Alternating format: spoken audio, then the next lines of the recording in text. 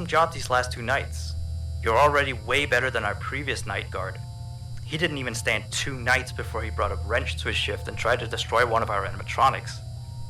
The animatronic in question is the Blank character, the one in the drawing room on camera 11, I think. Yeah, I'm surprised he still works. And despite the holes and the fact that his left arm and the back of his head is missing, the kids still really like him.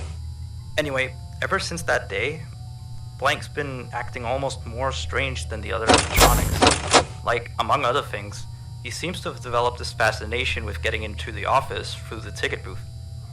And I guess he can't see the glass or something. So yeah, keep an eye on him. If you see him heading for the ticket booth, just shut the door in his face, and then he'll find something else to do, I guess. Oh, and by the way, ever since that new Freddy Fazbear's Pizza closed last week, we've been getting more and more customers during the day. So next week, if you're up for it, we could use you on the day shift.